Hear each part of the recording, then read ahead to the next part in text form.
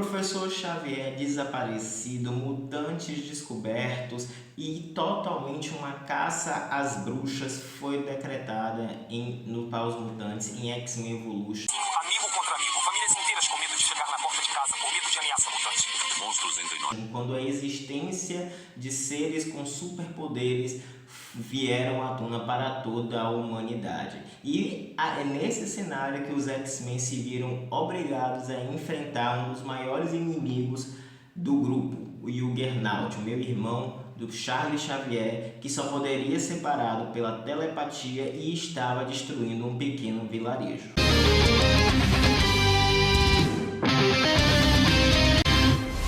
Se você é novo aqui no canal, antes de mais nada eu tenho que pedir que você se inscreva, deixe seu like, comente, compartilhe, porque isso é muito importante para a gente manter a qualidade do conteúdo aqui do canal e, consequentemente, o YouTube entender que o nosso vídeo é relevante e merece ser divulgado para o maior número de pessoas possível. Também não se esqueça de ativar o sininho para você receber toda e qualquer notificação que quando a gente produzir vídeo novo aqui no canal, tudo bem? Em meio a toda a histeria anti-mutante, os X-Men se viram obrigados a enfrentar o Juggernaut, mesmo com o Professor Xavier desaparecido por causa da mística. E é então que o vilão agora solta estava causando maior caos em um vilarejo e justamente estava justificando o pensamento de que os mutantes eram uma ameaça e que, portanto, tinham que ser combatidos de forma efetiva, de forma rigorosa, já que era uma espécie nova e muitos estavam mostrando que tinham uma índole bastante perversa, no entanto, como foi o caso do Magneto e do Juggernaut. Mas os X-Men, mesmo sem o Professor Xavier e sabendo que o máximo que eles conseguiriam seriam retardar ou atrasar o Juggernaut, partiram para o confronto. E foi um verdadeiro trabalho em equipe, começando com a Lince Negra simplesmente prendendo o Juggernaut em uma estrutura de metal, mas ele se solta, o Noturno tirando as travas, do capacete dele e o Ciclope indo para um confronto mais direto. Destaque que nesse confronto com o Ciclope simplesmente tira o seu visor que regula os seus poderes destrutivos. Ele simplesmente já parte para cima do Juggernaut com uma força total, capaz até mesmo de ser simplesmente rompido, justamente dividido uma espécie de ponte ao meio. E é aquela situação que o potencial do Ciclope é que ele pode simplesmente perfurar uma montanha inteira, grande o bastante, com os seus poderes, mas o Juggernaut, por ser imparável em termos de força física, ele era o mais forte daquele universo e ele consegue superar todo o poder do Ciclope e neutralizá-lo com uma de suas mãos. E é então que Homem de Gelo, Noturno e Spike partem para cima para tentar parar o Juggernaut. Antes disso, a Jean Grey também estava contendo a represa com a sua telecinese e o Homem de Gelo congelou para que a água não invadisse esse vilarejo. Mas para salvar o Ciclope é então que os homens da equipe entram em ação, à exceção da Jean, que estava vendo tudo. Mas aí vocês perguntam, mas a Jean é telepata, ela poderia tentar parar o Juggernaut? Sim, a Jean era telepata e poderia tentar o Juggernaut.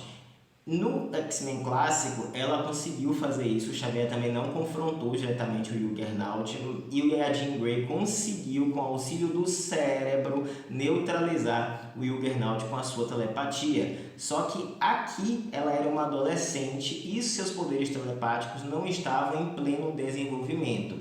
Tanto é assim que ela só consegue confrontar o Professor Xavier como Cavaleiro do Apocalipse com o auxílio do cérebro. E mesmo o Professor Xavier, no primeiro confronto que teve com o Juggernaut, não fez o vilão derrubar de forma imediata. Dele demorou muito, caindo a poucos centímetros do Professor Xavier. Mas voltando à batalha entre os pupilos de Xavier contra o Juggernaut, ele achava que ele seria imparável, já que simplesmente o Xavier não estava ali para defendê-lo. Então ele não se preocupou se estava com ou sem o capacete.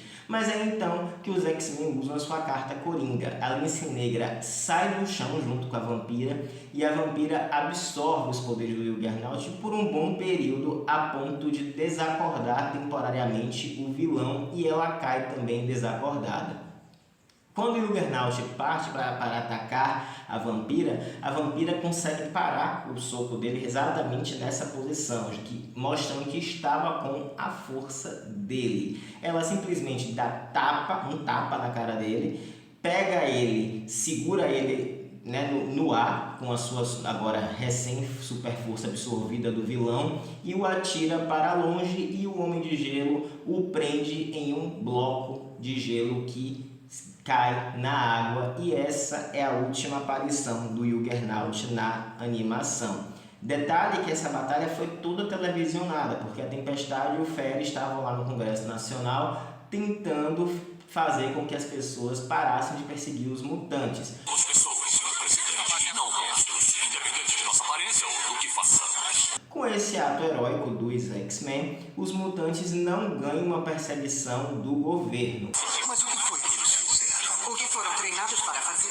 Usaram o poder para o bem. Entretanto, contudo, todavia, é óbvio que a sociedade ainda ia temer os mutantes e ainda iriam persegui-los. E também vale destacar que os grandes destaques desse episódio foi o trabalho em equipe dos X-Men, a evolução dos poderes do Ciclope, mostrando que ele poderia ser bastante destrutivo, a Jean Grey controlando um grande volume de água, e a vampira absorvendo os poderes do Juggernaut, e com base nisso ela absorveu também as lembranças e descobriu onde estava o Professor Xavier, que estava na prisão do Juggernaut que a Mística havia colocado, e então os X-Men ficam completos novamente. Esse foi um excelente episódio após os acontecimentos, né, da descoberta dos mutantes, mas que mostrou que os X-Men, ninguém tem que brilhar mais do que ninguém. Embora alguns destaques sejam mencionados, mas sem sombra de dúvidas foi um trabalho em equipe que